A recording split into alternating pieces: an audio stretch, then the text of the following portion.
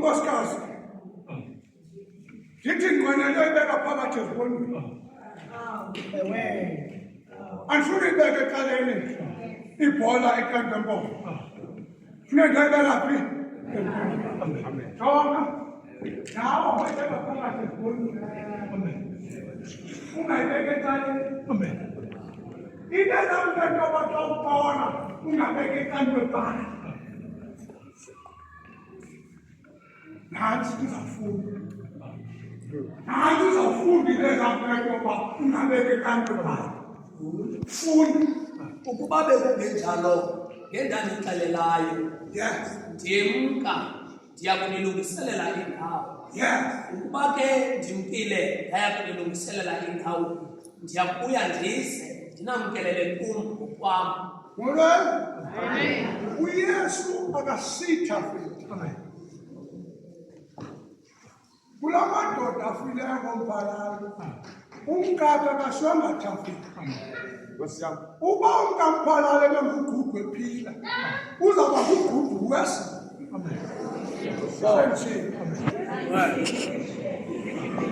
kufana noba ugubha umfazi kanti indoda yakhe inja iba inja wesi xa engekhoyo unkosikazi wakhe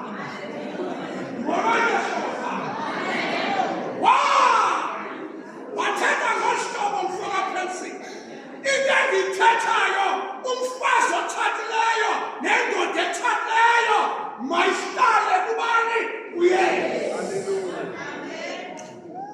Molweni ayithathi le molweni ayithini untantokuntoba ubusithi xa uthethayo uthi xa kuthanjiswe umamuhonono uthi hayi thina singongenxa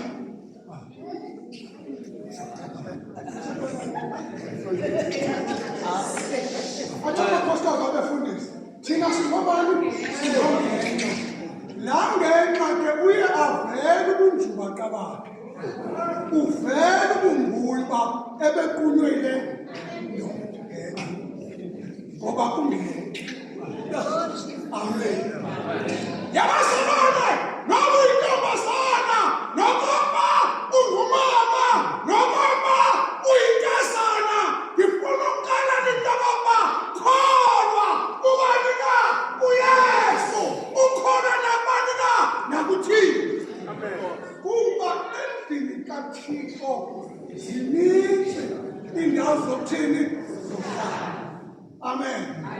Makuthiwe ngoku bekuthiwa nizabasheni yabona ngala mini besizothetha umphanga sithe kuwe uyaqala ndibandla sithe kuwe uyaqala umsebenzi xa kungathi khona namani ukhona thina ngengasa lokuba kuyilektha wena wathi uyi-archbishopi wakwalidisa sukuxoxa entliziyweni yakho bangelela kulomgaka 14 endlini yabawo zininzi iindawo zokuhlala kholwa kuthixo ukholwe nakuyesu. Jonga ndoda uthi ndiyemka atakugqiba athande imishino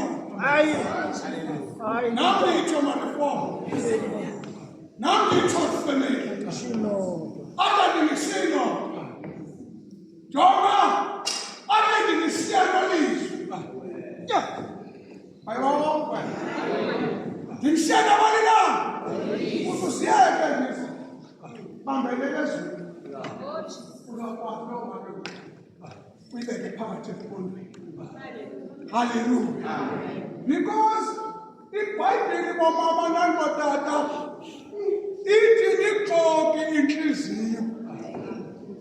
Hallelujah. Lintoni inhliziyo? Aba bapha etrongweni baxoxwe intoni? Aba bahlukene amadoda abahlukeniswe yintoni?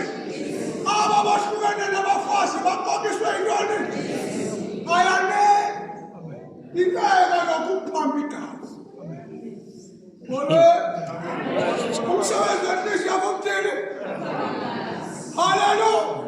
Uma ke ngokona unegazi eliphanjwa inhliziyo yakho likuqoqise lithi namhlanje kunje, lithi kunje, lithi noma uzawulahleka ngoba inhliziyo namhlanje iphandle, namhlanje isendlini, ngomso isebaleni. Thetha ngenhliziyo kodwa inhliziyo noYesu, kodwa inhliziyo yesu ikathini liyabanjwa igazi lakho, liyabanjwa igazi lakho. Ngoleke hlobo sakho kukabe kumele uba ubethi ungabeki ngoba ibanje bekumele uthukile ungathuseki kuba itheni ibanje. Kodwa bekumele ukhabile ungakhabi kuba inhliziyo yakho itheni ibanje. Eyona nto ngifuna ukuyithetha kuni ngiyemka ngiyonilungiselela uthi ndawo tata wam uhonono uthi uYesu xa ethetha nekwefu athi ndiyawuphinda athi ndibuye mna ndize kuni mna ngokwam uze nina apho ndikhona nibe khona. Uzawulibaka ukukhangela abantu abenze ingozi.